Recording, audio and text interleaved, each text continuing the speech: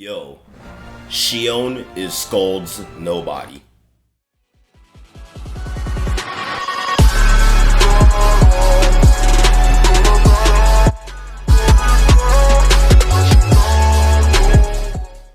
What's going on, guys? I'm Mystic Mal, and today's video is going to be about how Xion is indeed Skuld's nobody. So without further ado, let's get on with it. But first, make sure you hit the subscribe button, make sure you like, make sure you comment, and make sure you hit the bell notification so you don't miss any of my Mystic content. But to start this off, don't you guys think that the timeline when Subject X's arrival, aka Skuld's arrival, and Xehanort wigging out, turning everybody into nobodies, don't you think that segment is kind of broken because we don't see a lot of things? We only see very small key points. We don't see the full shebang. So I will clear the air out for you. One thing I will say is Skuld became Ansem the Wise's apprentice. And one thing I'll tell you about this is we know that there's no real requirements or qualifications to become Ansem the Wise's apprentice. We know Ienzo's 5 to 6 years old and he became a apprentice, as well as Terranort.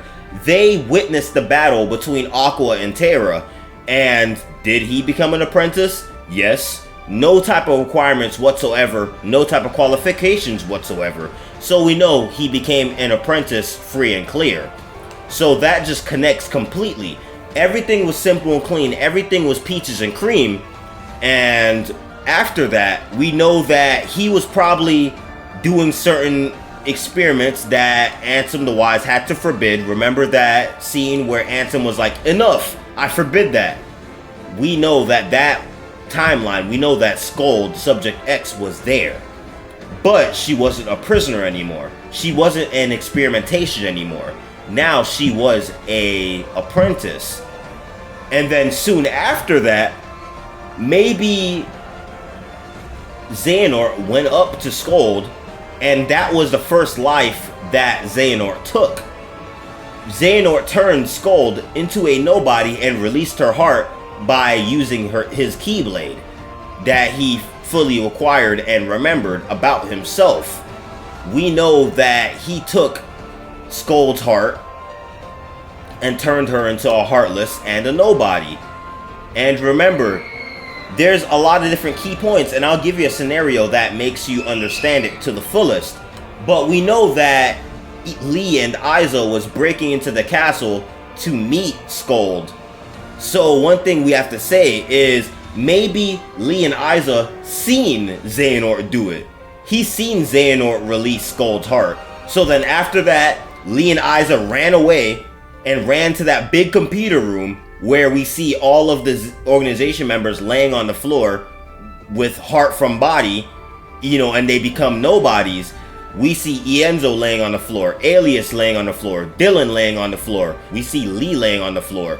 And stuff like that. So like, we know that Lee and Iza ran off to the computer room, and then it was too late. They were trying to warn everybody, and then everybody wasn't listening, and then Xehanort came up there, and then he vanquished everybody. And remember that scene where Braig was like, hey, what are you doing? What are you doing, Xehanort? And then he was like, my name isn't Xehanort, it's Ansem. Remember that scene?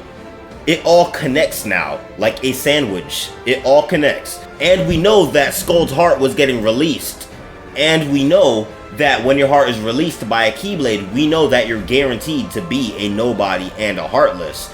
So that is just, it connects so perfectly. A lot of people would argue and they would say, hey, Xion is the manifestation of Sora's memories. And you're right and wrong at the same time. Not saying you're wrong, but I'm just saying that there's more to it.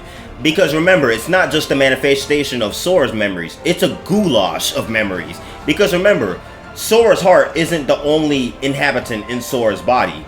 Sora has 3 different hearts. He has Ventus's heart, Roxas's heart, and his own heart.